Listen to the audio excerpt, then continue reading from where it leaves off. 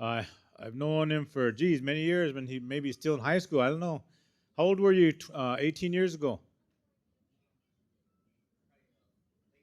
Late 20s? So he's kind of going gray there now. So kind of like it for him. Kind of OG now, old guy now. Okay, so Mark, you want to come up and bless us with some words? If Give me your kind attention, give him a round of applause. Mark Pooley. Oh. Thank you. All right. Well, good evening, guys. I'm going to go ahead and use this podium just for some of my notes. So I actually wrote um, my words out, and I was planning on giving it, but as I practiced it in front of the mirror and timed it, it seemed too formal. And so I'm going to just refer to it, and hopefully I'm able to just talk and share from my heart a message of where we could help our people. And I want to let you guys know, my father and I, we flew in yesterday, and LaDonna came and picked us up and toured us. As we came back from the airport, we got to come and see your beautiful country. I'm from Arizona, where it's the desert, and I love the desert. It's beautiful in its own way. But you guys have beautiful, beautiful scenery here, the water, the greenery, the trees, and this is a beautiful part of the world. And I can see why you guys are so spiritual, and I do mean that, is because you see nature. I know someone was talking earlier this morning about how they see the spirits in the animals and the environment and even in the people.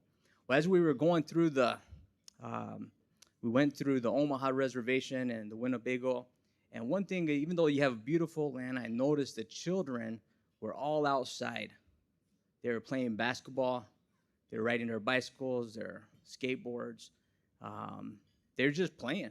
And I don't mean just 5 or 6 kids, but there's 20, 25 kids on both reservations. And believe it or not, that's pretty unique. And then I saw even tonight the drumming, the one little child here drumming with his father. To me, is beautiful.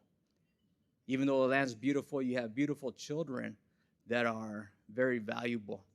And they're going to be a great addition to your community as they continue to grow up in this spiritual type environment in the homes.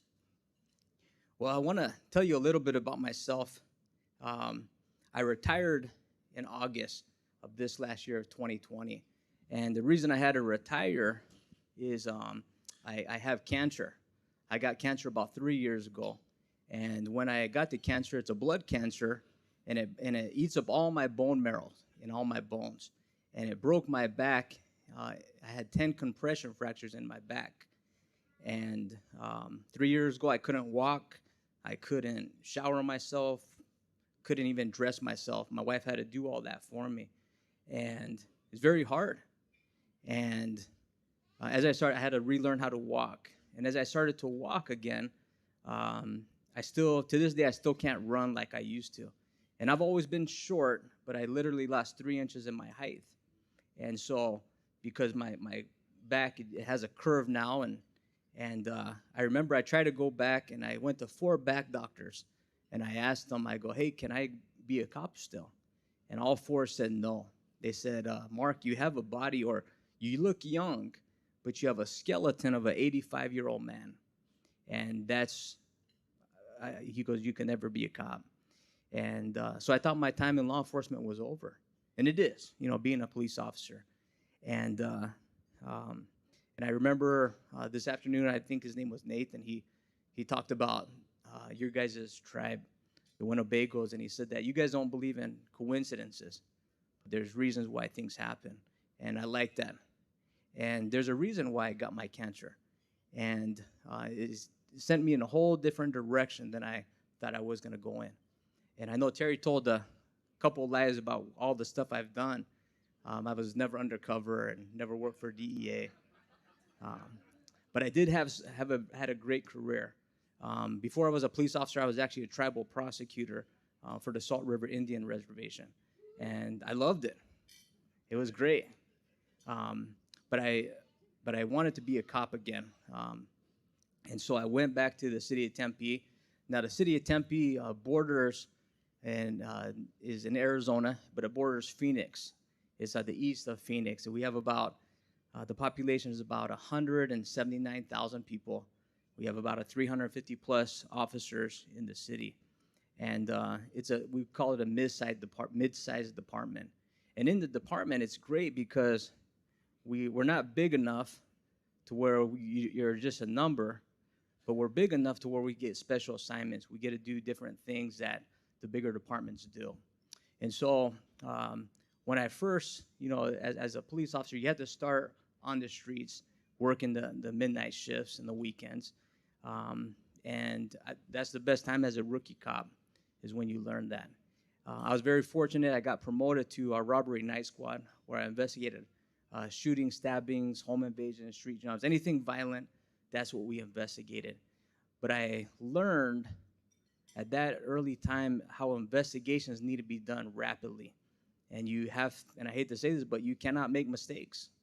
If you make mistakes, you lose who you're looking for. And part of that, learning about those investigations, is you do everything in a pattern. Even when you do a search or you do a crime scene, you have to do everything in order. There has to be a pattern or order to it, because if you don't, you'll miss something. And I'm sharing this with you because it's gonna sort of link up what I'm gonna share later on at the end of my talk. But as I was doing that, I was actually pretty good, and I was able to go and work for the FBI. So that part was true, Terry. And I worked for the thing is called the Joint Terrorism Task Force, and I investigated terrorism. And people may say, was terrorism really in Arizona? The answer is yes. And I guarantee you it's probably related here too. You just don't know it. And you don't know things unless you start to investigate them.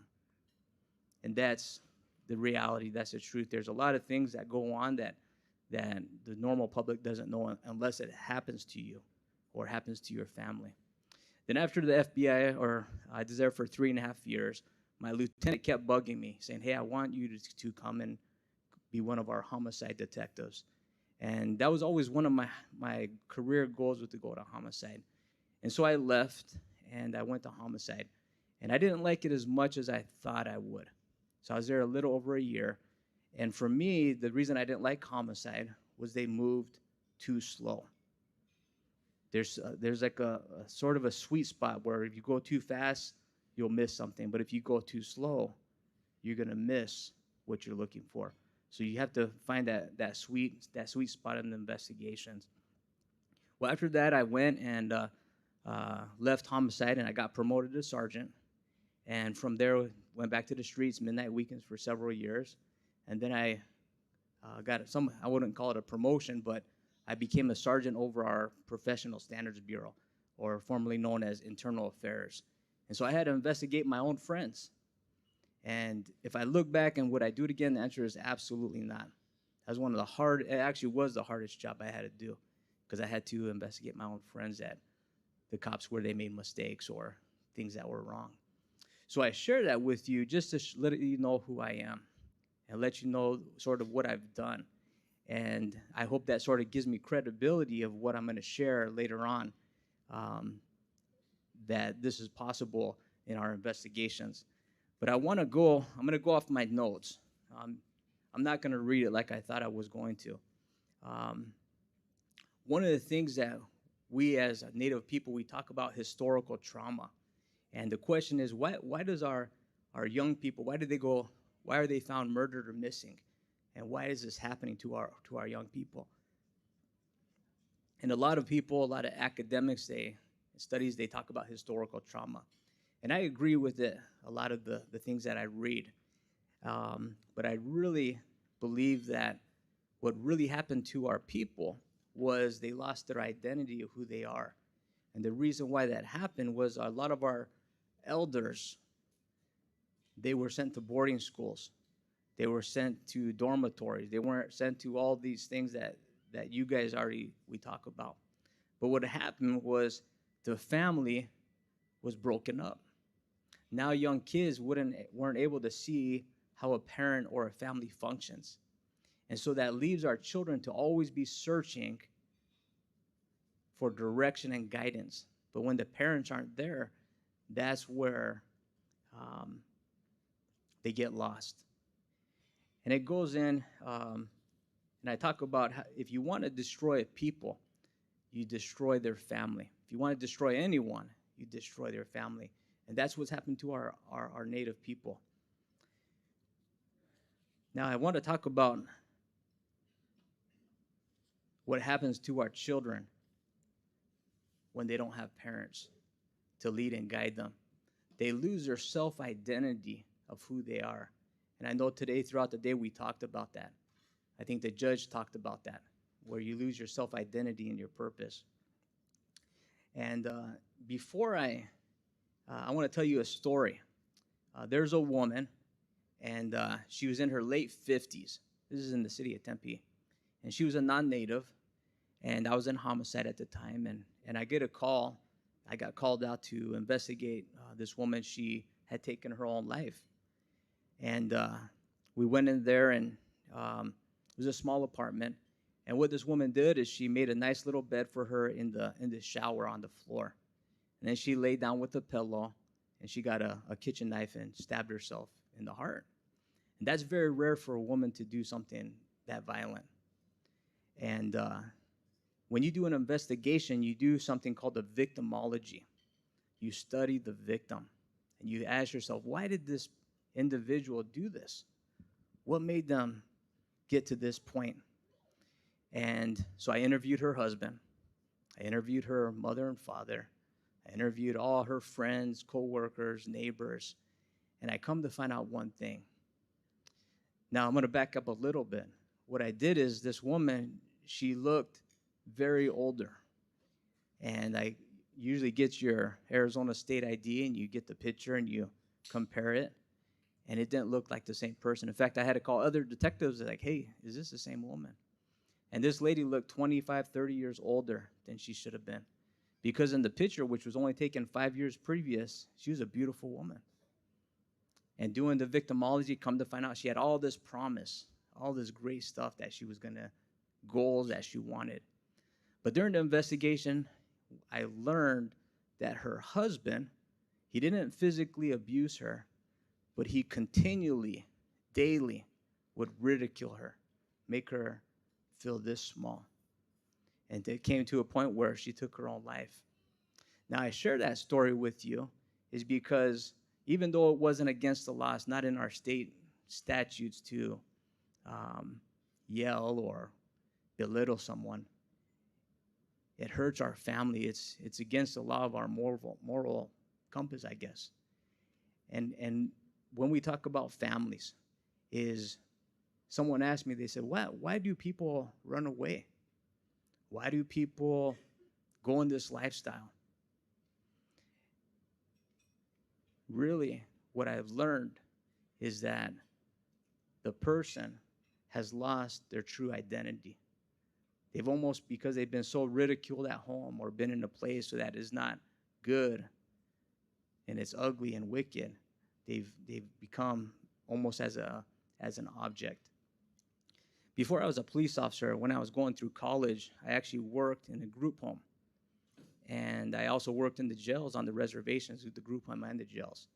And I usually work, I always worked the midnight shift because I do my homework while I was going to school.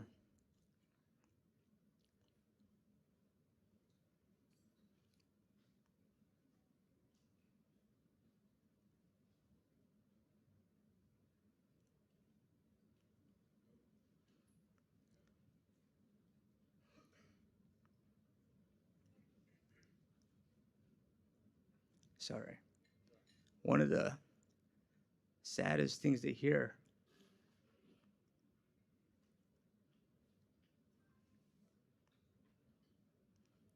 is when young children cry for their family.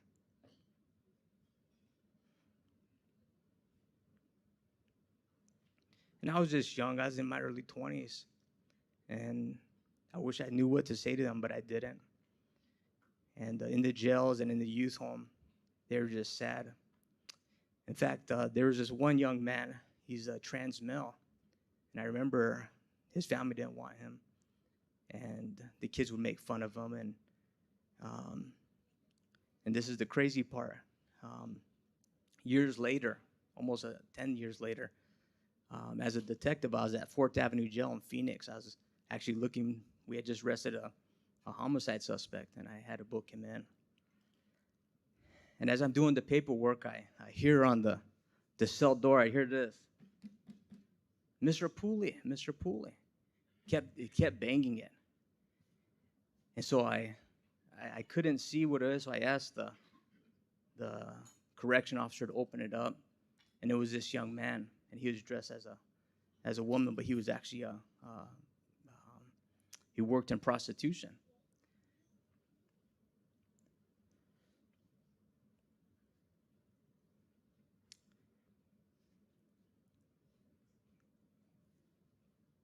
And even then, I wish I could help him.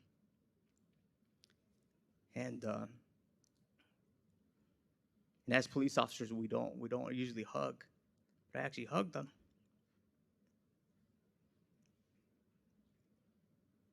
And asked how he's doing.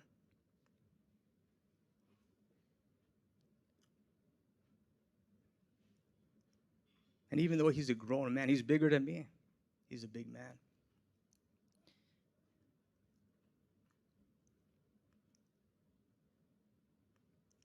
As I looked at his eyes,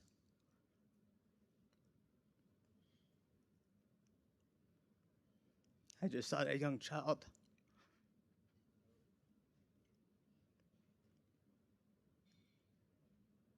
And I'm sorry, I didn't think I was going to get emotional like this. But our kids need to be home.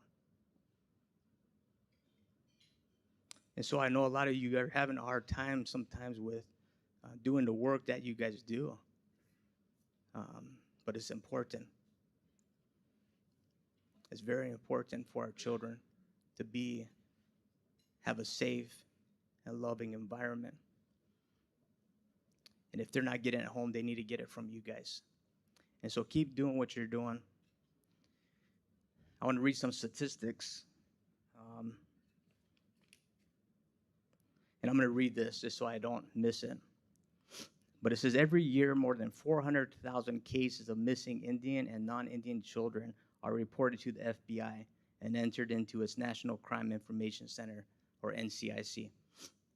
A recent 10-year analysis by a National Center for Missing and Exploited Children, NCMEC, showed that they received 1,909 reports of missing Native American children, nearly all of whom were living off the reservation. Of those missing during that time period, 162 children, which is 8% of the total, were reported missing from tribal territory. Now, the reason I'm giving this statistics, believe it or not, from this statistic, a lot of our Indian children are not going to be missing from our reservations. They're going to be missing in the cities when they're sent to foster care or jail or group homes. That's where they're going to run away. It says a large majority, nearly 70% of Native American children reported to NCMEC were missing from foster care and group homes. Historically, children of all demographics who have been missing from state care have not been routinely reported. They have not been reported missing. Now, this is one thing where I sort of want, I'm not going to read it, but it talks about, it's still statistics. And this is the reason I'm sharing this is to show you how our reservations, our tribal people, we're behind, guys. Not just a couple years, but decades. So if you guys heard of it, the Amber Alert, that started in 1996 in a non-native, I believe it was in Florida. There's 547 tribes, native tribes. Might be a little bit more than that.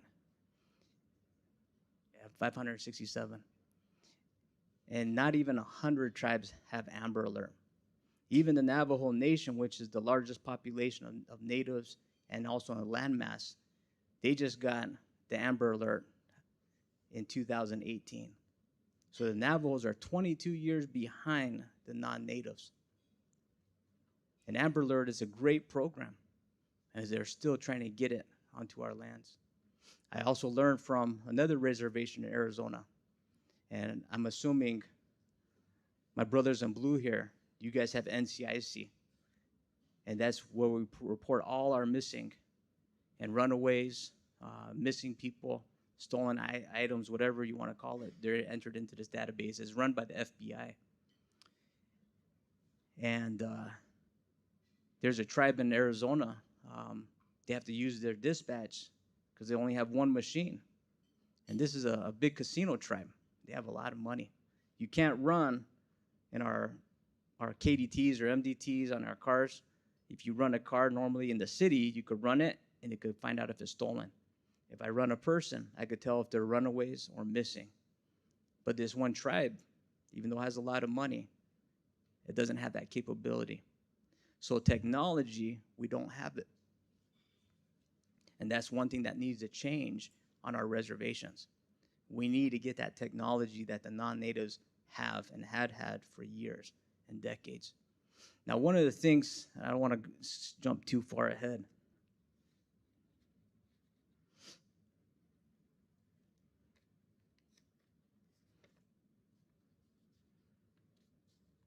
One of the things that, talking about our missing and murdered, normally when this technology is not going to, it does matter, all the stuff that matters, but there's really, I identified 4 different types of our missing. One of them is by running away, which is pretty self-explanatory. Now I'm going to sort of go back a little bit. The question is, why do our children run away, or even grown adults? And I have talked to quite a bit of people as I've been doing this, and what we're finding is if the kid is at home and they live in poverty, they don't have running water or electricity, they're hungry, they're being physically and verbally abused at home, and some of them are sexually abused at home, they want to get away. And so when they get groomed or they meet someone, a boyfriend or a girlfriend, they get groomed and they basically get tricked to leave the reservation. That's why they run away, is basically someone gave the analogy, and they started getting sex trafficked. What's happening is they were in the frying pan, they're just jumping into the fire. The environment's changed, but they're still getting burned. The only difference is a lot of our native people that are being trafficked, this may sound bad, they're being treated better than they are at home. And that's the sad reality of it. And so going with that, that's one of them is the runaway.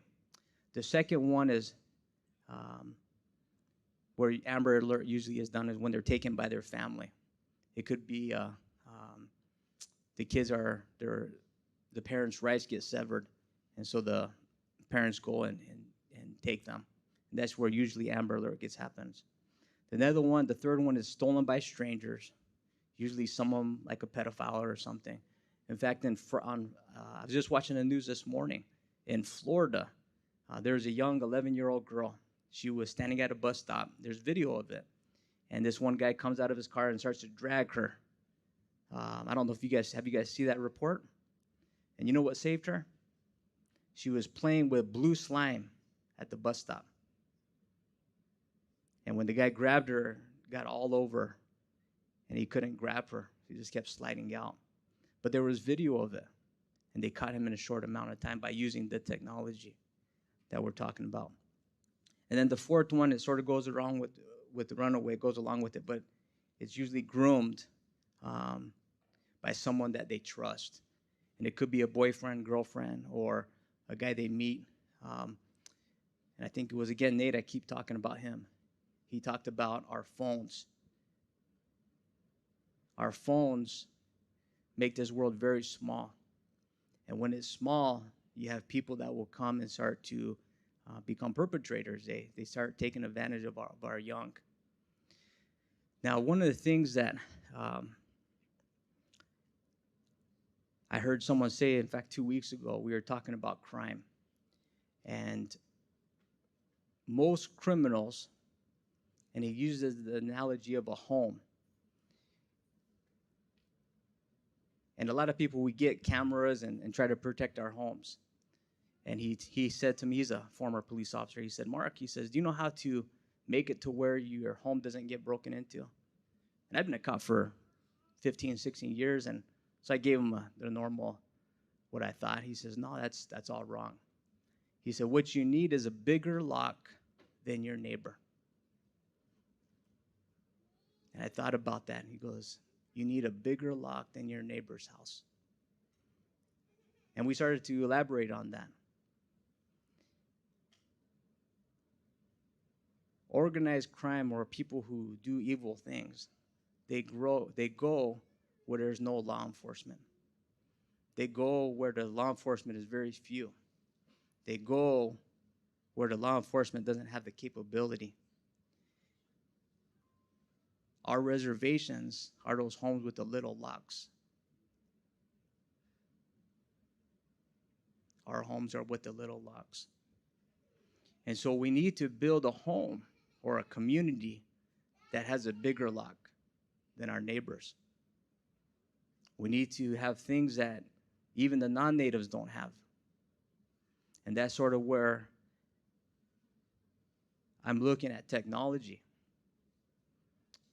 With NAFI, we've identified 3 organizations, and they're already proven. They're not native, but they're already proven in the non-native world. One of them, and I won't name their names because we're still in the process of writing MOUs with them and making our business plan and our business goals. So I won't mention them yet. But one of them has to do with facial recognition. And this type of thing is where I'm looking. It may not be the type of facial recognition that will help like a young girl getting snatched, like the one that happened in Florida. That's not what it's there for. The facial recognition is more for people that run away, 15, 16-year-old boys and girls. And they get caught up into this organized crime, this human sex trafficking. And it may be 4 or 5 years later that they get arrested. And with this this facial recognition, if the detective not only put them into NCIC as a missing or runaway, but it will also hit. So now you have 2 backstops, 2 points of locating them. And so that's one. The second one is we talked about looking at the facial recognition on the internet. For example, if a young girl, she's being sex trafficked, and she goes to a party because she's working, and they take a picture of her with a group of guys or even a group of girls, that database continually searches. And if it hits, the detectives get notified that she was over here in Florida or in New York. And it gives them the detectives a starting point to go look in that direction. And then the third one is where it's organized crime. So I was telling the cops a little bit about this, and I hope this makes sense. Now, when I was with the FBI, I investigated terrorism. And terrorism is really, really hard to find because you have to have undercovers, you have to have informants, you have to do they spend millions of dollars looking for them. And so that type of crime, arms dealing or explosives, is a very hard investigation. The second one is drugs with the cartels. Those are also very hard investigations. Now, those 2, believe it or not, are linked. Now, there's a third one. And this is where organized crime have opened the doors, wide open, for law enforcement. And that is human sex trafficking. Because they need customers. They need customer reviews. And all of that is on the internet. And that's one of the things that we're looking at is how do we train our young detectives. Now, this is a question for law enforcement may ask, well, Mr. Pooley, how much is this going to cost? How much training is it? How much material do you have to get? For all three of these, you only need three things: a cell phone, a laptop, and the internet. So the infrastructure is very small. The second thing you need is you do need the training. And someone said, well, this is another department we were talking to. How much is that going to cost? For the facial recognition, $0. All you need is a phone and an app, and you do get some training on how to identify certain facial things. The organized crime thing, that's a little bit more. It's a 3-day training, and again, we're still building it. When I say that, it's not us, NAFA, it's already been built. And so that's sort of the new technology that we hope as NAFA is we sort of want to be a hub, a centralized part for Native Americans to be trained, to get this information, to take it back to their community and see how it could help them in their investigations and finding our missing and our runaway. And that's something that I hope that we don't have to wait for another couple of decades like we did with the Amber Alert or even with NCIC. All those things I hope that we could get before. Just like I want to go first full circle, just like what I was talking about, our children are really, they're good and they're pure. And we as a people and as parents, we need to protect them and give them the love that they need, but the safety so they could continue to not worry about being taken. I was talking to someone at my table this afternoon, and they told me that happened in your community a couple of years ago where a girl was almost taken. And luckily, other girls were there and helped. And that's a scary thing. And so sometimes when we think that it's not going to happen in our community, it does. I'm going to share one last thing, make sure I'm not missing anything.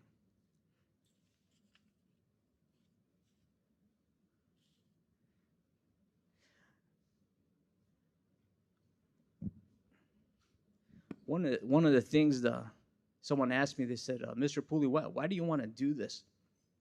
Why do you want to get into this type of work? And I started working with NAFA in January. And the week before in fact, it was a couple of days before New Year's Eve. I'll never forget, I was in my room. And I was looking at a YouTube videos. I was just looking through certain stuff. And this MMIP video came on. And it was of an older Indian lady.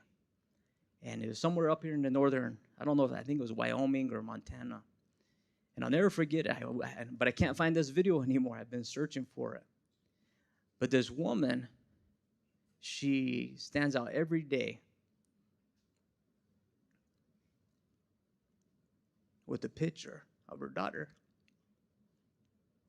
right outside the police department, right at the entrance. And in the video, it shows all these cop cars go in and out. And the cops know who she is. And they know that this girl's been missing for 7 years. And she's been out there looking. And this is before I even looked at it. And a thought came into my mind. As cops, sometimes we're cynical. And we shouldn't be sometimes, but we are. And this thought came in my mind. I said, this woman will never find her daughter because no one's looking. And ironically, a couple of weeks later, I start working with my dad. And then I start meeting people that are doing this MMIP, this anti-human sex trafficking. And the beautiful thing is, guys, our people really want to find our missing. We have great advocacy groups. We have all these great things that we're trying to do. But we need to get more help to our law enforcement and to help us find our children. Guys, I love you guys. I'm still learning. I'm grateful for letting me be able to go with my dad around and meet a lot of you guys. My dad always talks how much he loves the people up here in Winnavegas. And I could see why. You guys have a great culture, great things ahead of you. And don't get frustrated. Don't give up, because it's too important to stop. I'm going to make sure I don't miss nothing else.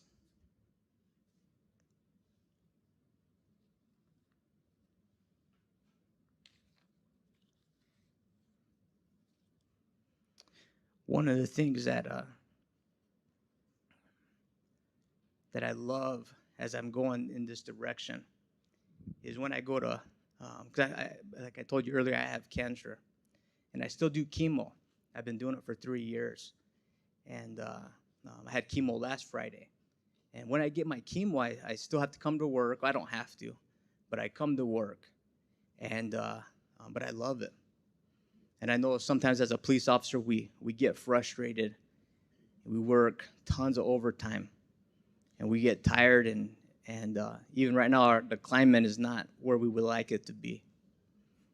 And so I've worked in a job, in a career where it was too heavy on me. And this is the crazy part, is now that I'm doing this, and even though it's heavy, I love it. I love the direction that we're going. So I hope that I could continue, and hopefully continue to talk with some of your people that are doing this. And I know we have some people on the video as well. Please reach out to Terry or LaDonna.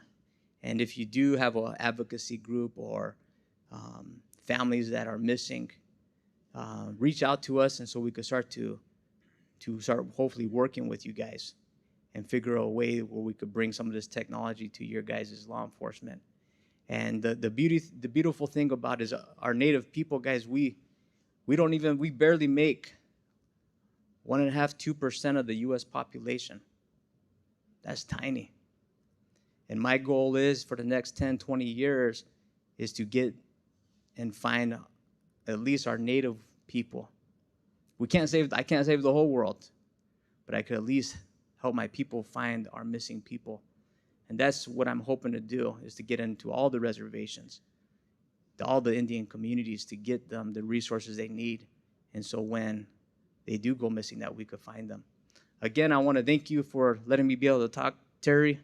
Thank you. And that's what I have today. Thank you. Have a good night.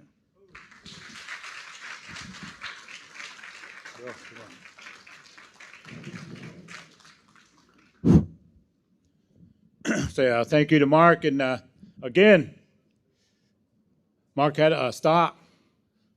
Tears about to come out because the compassion, sensitivity he has for the people he serves. We all serve. We've all had those moments where we shed tears. Tears of frustration, tears of anger. I tell a story, but in our court system, there's the holding cell. So there's a plexiglass there. And sometimes there's a lot of people in there. Shackled up, handcuffed, orange jumpsuits on. Then they're laughing around, crying for me. T, Dega, Choka. So I'll take time out. I'll go in there. I'll look at them. I say, God damn, not again. There they are again. I'll get my camera. Try to take a picture. Then they're hiding themselves because they're ashamed of themselves. The frustrating thing about that, where I could shed a tear, is I know where some of their children are. Group homes, foster homes, detention centers, adopted out, missing in action. Emma's here. Emma Bear comes out here, DHS worker. I just kind of looked up. Was you on your phone? No. She works for DHS, the Native unit. Sioux City, Iowa, DHS had to put together a Native American unit to serve our Native families. And you think about it, it's sadness. Sadness at how our Native people, selfishness. And we said it here, the sad thing, the constant battle against alcohol and drugs in our community it's ongoing. And so, again, we talk about the children, those tears come out. Got my granddaughter here. Dahlia, can you say hi? Wave around. Take a wave. These children, they're so sacred, they're so special that, like I said, man, we miss out. We miss out. And so Emma, come over here, blessed us with their presence today. She come back. She didn't bring her, what happened to your boys? She didn't bring her boys tonight. But Shane and Frisk can be down here tomorrow. I want to make some time here for just Rex and Ed to come up and say a few words, because these police chiefs here, Sioux City, South Sioux City. They had a campaign whenever George Floyd was passed away there because of what happened over there with the law enforcement. And so back then, everyone was pointing fingers, the rioting that took place in Minneapolis. So I can't remember which organization, but they come out with the Show the Love video. And so I got to meet these gentlemen. And so we kind of did a video that kind of went on YouTube or something. And then even Rex, he took time out. He come in the sweat lodge with us. And that night, that sweat, man, I'm an old pro, man. I almost took my breath away. Felt my ears curling up. It was a hot one.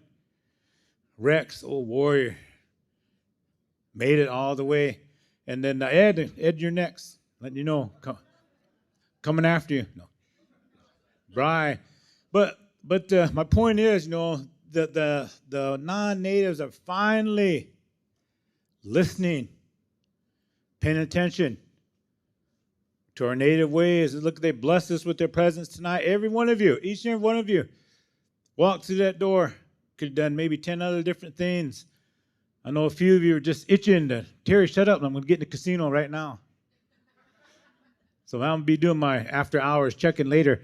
But these gentlemen, they came over here to honor us with their presence. And what's happening now, Sioux City Police, they have a Native American Liaison Committee that I serve on. And South Sioux, Nebraska, had the probation people over there in the sweat. So I know we're going to be involved with Ed over there. But one time, LaDonna was blowing my phone up, blowing it up, looking for somebody. I called Rex right now. Called him, got on the horn. Team, send my officers over there right now to where we was looking for this young man. And so just like that, boom, everything stopped. He come and blessed us with his assistants here. So just want to have you guys come up, kind of share what's going on, and thank you again. So Rex, come on up. Then Ed can come up also. Then after that, we're going to do a couple of round dance specials. Millie wants to do an exhibition. Oh. I'll wait for my partner Ed to arrive here. It's just my pleasure to be here with you. When Terry reached out to me, it was something certainly that I was happy to do, and especially with the theme, of how motherhood and fatherhood is sacred. And I brought something of my father here today, and I imagine all of you know what that is. That's a native axe head. And my father had deep reverence and respect for Native American culture, and I was raised with that. And I was raised with that understanding, and that never went away. And, to the day that my dad passed, that was something that he taught me. And so as far as the connection goes, I think about that with my son. And my son saw me walking out the door with this because I leave this in a spot that I can see it every day because it's a connection to my father. And my son saw me leaving with that, and he's like, "You're not going to get rid of that, are you?" I said, "No, of course not. This is something that is probably hundreds of years old, came from the soil, and I think about how this was made and how mothers and fathers probably taught their children, and indigenous people taught their children to make these and to create these. And these are a work of art to me, and it shows pride, and it shows so much meaning. And so as I came here tonight, I've been trying to reflect on my father and reflect on my job as a parent and just how we can move forward. And it's, what Terry mentioned, it's our pleasure to be involved in this, and it's important. And if there's an issue in the Native community, we want to be a part of the solution and not part of the problem. And so right now, that's what we're working towards, is we're working towards meaningful solutions. And Mark talked about some very meaningful solutions they're working on too. Why is there a disproportionate amount of Native people in the jail? Is it substance abuse? What is it related to? Why is alcoholism so high? Why is domestic assault so high? How can we work on these things together? And what everybody's doing here shows that you're invested in that, and it's important to us. And I've had nothing but blessings as far as the partnership I've had with Terry and the other Native leaders. And yeah, I did sweat with Terry, and It was a hot one. And now it's Ed's turn. Sweating right now, boys. But I thank you for welcoming Ed and I when Ed and I were in the car on the way down here. And, we were very pleased to have the invitation and to be a part of this. And just know that we support you. We care about Native people. We care about solutions for Native problems in our area, and that's why we participate in this, and that's why we're a part of that. So, and we're not going anywhere. So.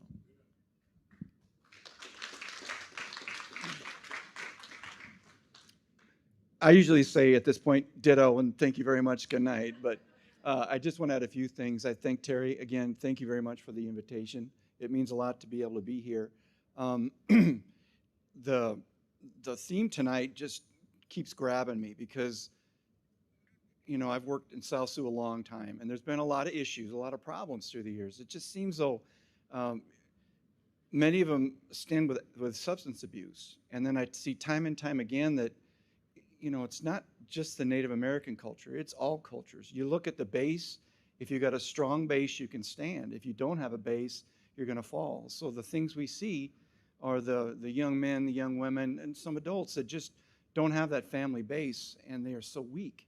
And every once in a while you'll have a very strong family unit, and the person will get in trouble, and that family can pull them in and help them, or they can't. The other thing that in the law, the years of law enforcement is we can't do the things the old days, the way we used to do it. We can't react. We have to be more proactive. And Mark said it time and time and time again. He is an invaluable resource because to a lot, I don't want to say this in a bad way, but there's many that we're a them. All officers are thems because we're not a us, because we are different. But we're really not that different. We have different jobs. You guys have a different job than I do. But we're all one people, basically, of different cultures. And until we start pulling together, we're always going to pull apart. And you're an excellent example of a person from another culture that's law enforcement. People in this room or people other places might initially look to me with distrust. But when you do what you do all these years and you're one of them, that's a positive thing. We just have to be able to be more open, look to changes, change the way police do things, if we can, to be better. And one of the examples I used when we talked was the whole different way we now do things with people that have mental challenges. We don't do things like we used to do, and rightly so. And we just have to keep reaching out to different cultures so that we can learn from each other and use your themes, motherhood and fatherhood, to build us a strong base. Thank you very much. Thanks, guys. Give it up. Take one for some pictures in a bit. Thanks, Terry. Really appreciate it. Ooh, good. Okay, now I told these guys don't take off. Oh, Donna, you want the mic?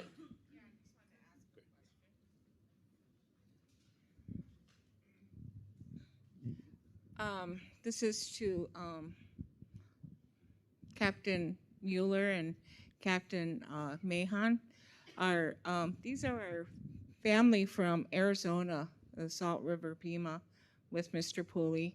And we were talking about they have a big problem with fentanyl there. And we really don't, I don't think we do in Winnebago, not a big problem. I'm not sure.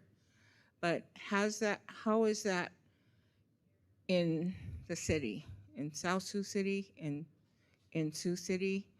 Are you seeing a lot of that?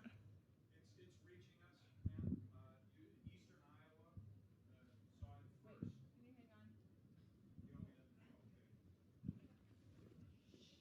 Iowa saw it first. Okay, it is reaching us, ma'am. It hit Eastern Iowa first. My guess is Ed and I see the very same thing. So my guess is Ed is seeing things as we see them. It has worked its way to us. With the border situation as it is now, we're seeing a lot more fentanyl, pressed pills, and things laced with fentanyl. If you know anything about fentanyl, it takes about a grain of sand worth of fentanyl to kill somebody. And so a lot of the drugs that we're getting across the southern border are now making it into our area, and we are seeing overdoses as a result of. So the best response that we have, and we have a tri-state drug task force that Ed has people in, that I have people in, and the best thing that we can do is track those and try to track those overdoses. We also equip our officers with Narcan so that when they deal with overdoses, that every officer has the ability to save a life by application of Narcan. But this is discouraging to say, and I know Mark can probably tell you this, there's no such thing as winning the drug war. The drug war was lost years ago. We're just sticking our finger in the holes in the dike that happen. We're not going to stop it, but the best thing that we can do is direct our resources to treatment and enforcement and try to keep it across the border. But we are seeing it more often, and I hate to tell you this, but my guess is we're going to see increasing deaths in the Sioux City or Siouxland area because of it. I don't know if Ed wants to add to that.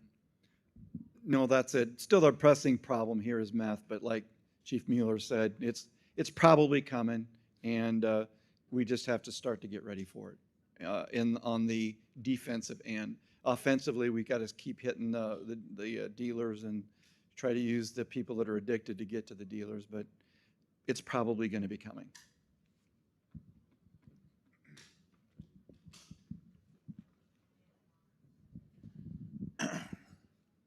Get Notch on the phone. Tell him to get back in here. We're trying to continue on. He's probably out there chain smoking. Then also, I know last year, 2 years ago, whenever last time Al Pooley was here, after we excused everyone for the night, I want to let you know Mr. Pooley is going to be standing up front for a picture taking, autographs, anything like that. He's going to be up there doing that. I want to get a picture of the fellas here and with Tori here, chairman, and I think, I don't know if Dusty's still around, but I want to get some pictures here, so I'm not going to run off. And then we're going to, Millie, come up front with Millie. You and Nate are going to start us out. Man, she wants to do a round dance. She wants to go, man. So we're going to have a couple round dance songs. Then we're going to have the drum close us out here tonight. So I told the boys get the round dance songs ready to go, and then we're going to do that. So I want everybody out. You have no choice. Everybody's going to get up and round dance tonight. Everybody. Then I didn't even want to mention my bro here, Junior Lovejoy, is here. Took time out to come over here. You know, he always loves to represent fathers. Junior, God bless. Thank you. So with that, everyone stand up, stretch out. I don't want no one pulling any muscles or hurting themselves. So we're going to do that. We're going to go 2 songs. 10 push-ups. Hey, power announcer now. And then also real quick, run over here to Vivian. Fast I can go now, guys. I want to recognize Vivian, call her my big sister here. Vivian was a tribal court administrator for how many years? Huh? 10. 10 years she was a tribal court administrator, and I used to go to work sometimes and dressed down in shorts and sweats, and Vivian looked at me, Terry, are you on leave today or are you working? She used to get after me all the time. And one time she wanted Al Pooley to come over. Man, Al can't make it. You call Al Pooley, you tell him I want him over here now. Al starts stuttering around, he couldn't even talk, boy. He brought himself over here. But Vivian was a big supporter of the Fatherhood, Mother's Sacred program, and we continue to be blessed by the Tribal Council Alcohol program. We used to have big graduations in the past. So the beat goes on, and we've been, how many years, Al? 19 years? I'm losing track. This has been going now. And so finally, look at our non-natives at the table here.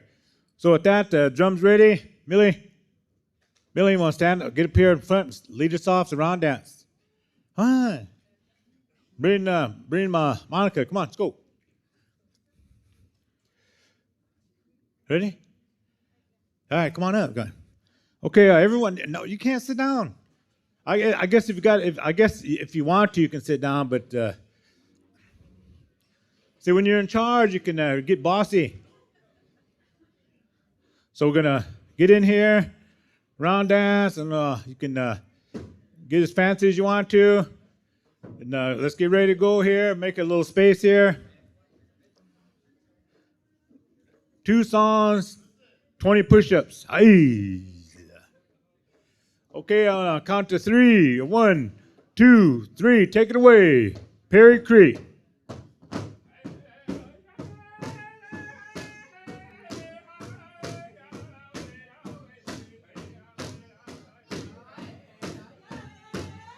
So you're going. There you go.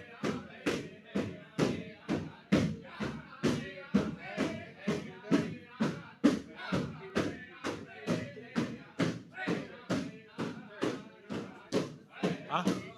That mic down by them. Oh.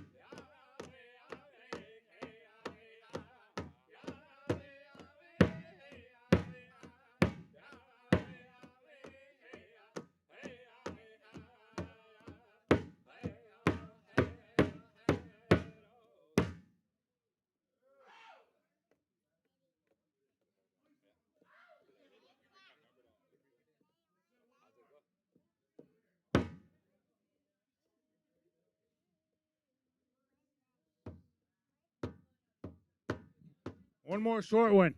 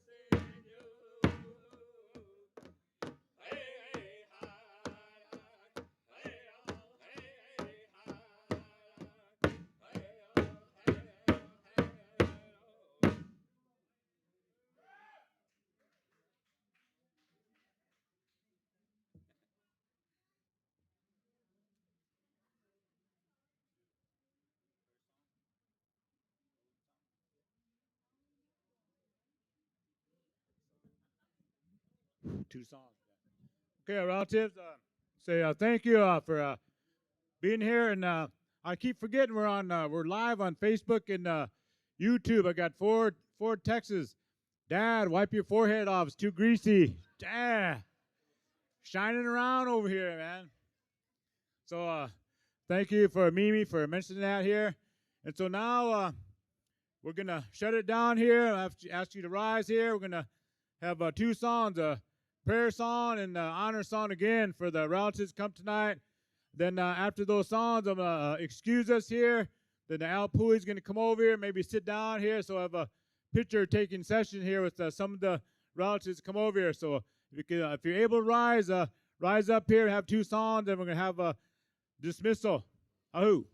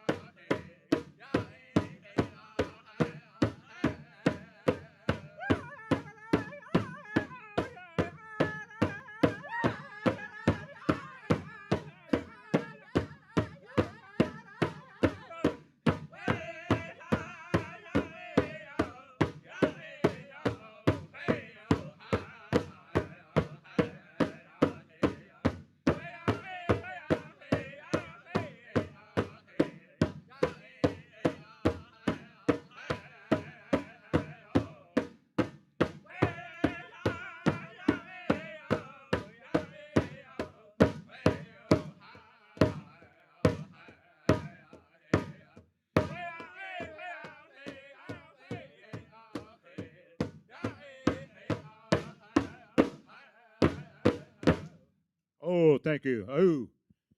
Okay, relatives, at this time, you can be excused, and we're going to take some pictures, so not everybody run off over here. Then some of you, I'll see you in the casino later. Oh.